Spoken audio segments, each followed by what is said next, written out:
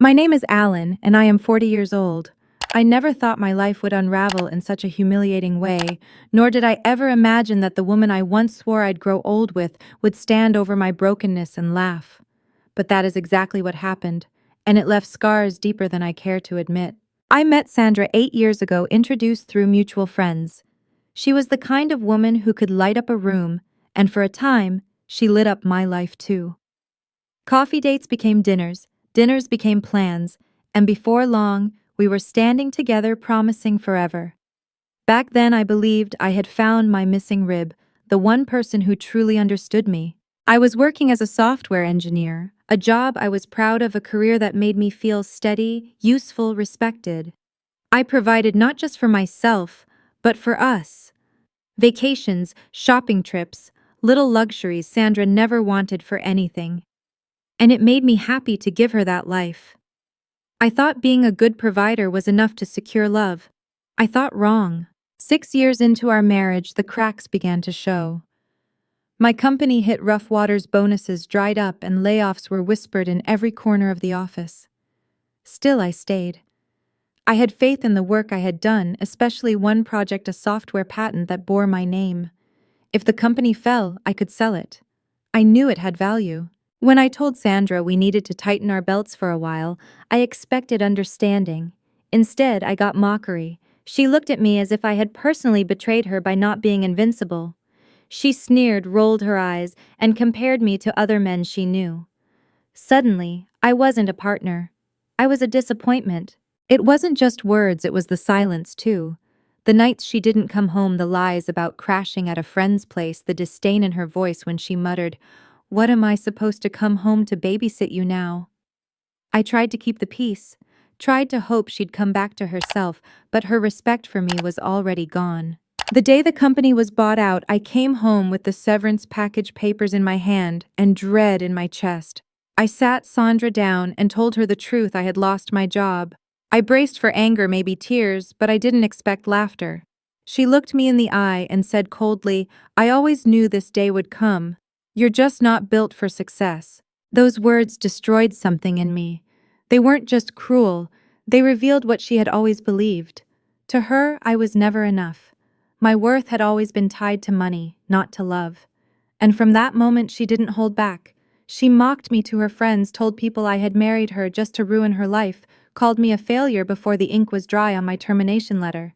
But what she didn't know, what I never told her, was that I still held one card close to my chest, that patent. A creation born from countless late nights, a piece of me that no one could take away. My old boss had once told me, "Don't let that patent go for cheap. One day it could change everything." I believed him, and I believed in myself. So when Sandra filed for divorce, when she demanded the house, the car, and even alimony, I didn't fight. I let her take it all. I even paid the alimony up front with one condition: that neither of us could sue the other for future claims. Her lawyer warned her, but she didn't care. She was too busy celebrating her victory, parading her new man around, bragging to anyone who would listen about how she had taken me for everything. But what she didn't realize, what she never even considered, was that sometimes what looks like defeat is just the setup for a comeback. Sandra thought she had won. She thought she had stripped me of everything, my pride, my money, even my future.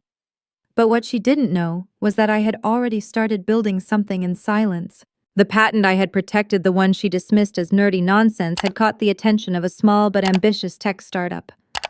At first they wanted to license it, but the more they saw, the more they wanted me. Within months, I wasn't just consulting, I was a partner. The deal we struck turned my years of sacrifice into something tangible, something powerful. The payout came quietly, deposited into an account Sandra no longer had any claim to. It wasn't just a windfall, it was a new beginning. Suddenly, the man she mocked as a failure was in meetings with investors, signing contracts and watching my creation come alive in ways I had only dreamed about. Meanwhile, Sandra paraded her new life on social media: expensive dinners, luxury trips, her new man's flashy car. But friends of mine who still kept tabs on her told me the truth behind the filters. The new boyfriend had no real job, just debts and a taste for gambling. The lifestyle she flaunted was built on sand. One evening, nearly a year after our divorce, I ran into her at a mutual friend's gathering. She looked me over, her smile faltering when she saw the confidence in my posture, the ease in my laugh.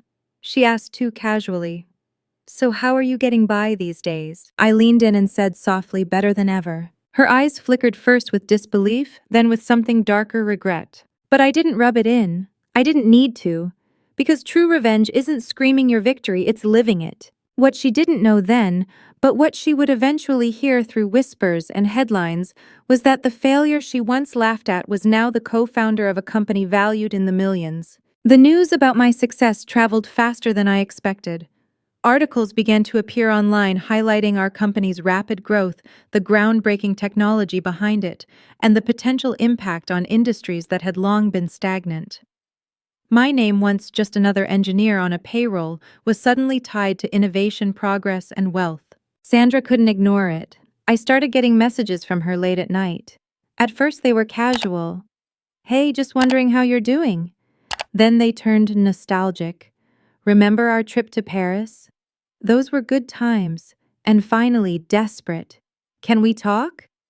I made mistakes. I didn't realize how much you meant to me. But I didn't answer. Because I remembered that night clearly, her laughter when I told her I had lost my job, the way she looked at me like I was beneath her. You don't forget the sound of someone you love mocking your pain. You don't forget the silence of someone who should have stood beside you, but chose to watch you burn instead. Months later I saw her again, but this time in a very different light. She was at a restaurant sitting alone, scrolling endlessly on her phone. She looked older, wearier, her shine dimmed. Our eyes met across the room, and for a brief second she smiled like old times, as if expecting me to walk over. But I didn't. I turned, paid my bill, and left. Because the truth was, I no longer needed revenge. I no longer needed her validation. My success wasn't about proving her wrong, it was about proving myself right. What she had tried to destroy had only forged me stronger. What she had mocked became the very foundation of my triumph. And though part of me ached for the man I once was, the one who believed love was unconditional, I knew that I had emerged from the fire sharper, clearer, and free. Sandra faded into the background of my life, but her absence didn't haunt me, it freed me. I poured myself into my company, into building something lasting, something mine. Each late-night coding session, every investor pitch, every risk I took was no longer about proving her wrong. It was about proving myself right. Our company kept growing. What started as a small team in a rented office blossomed into a thriving enterprise with hundreds of employees. The patent Sandra mocked became the backbone of a product that changed industries that people around the world used every single day. Every headline, every news feature, every award was another reminder I had risen from the ashes of her betrayal. But success didn't erase the wounds, it revealed them. There were nights I lay awake remembering her laughter when I lost my job, the way my chest caved in under the weight of her disdain. Those scars would never fully fade. Yet with time I learned they weren't marks of weakness, they were proof of survival. Years later at a conference I stood on stage as the keynote speaker. I looked out over a sea of faces, young engineers scribbling notes, executives nodding in approval. I spoke about resilience, about the value of belief in yourself when the world tells you you're nothing.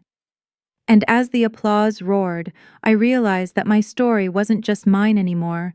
It was a lesson, a torch to pass on. If you've ever been laughed at in your lowest moment, betrayed by someone who should have lifted you up, let my story remind you you are not defined by their doubt. You are defined by your persistence, your vision, your refusal to quit when they expect you to. So if this story touched you, please like, share, and subscribe. And tell me in the comments, what was the moment when someone's doubt pushed you to find your true strength?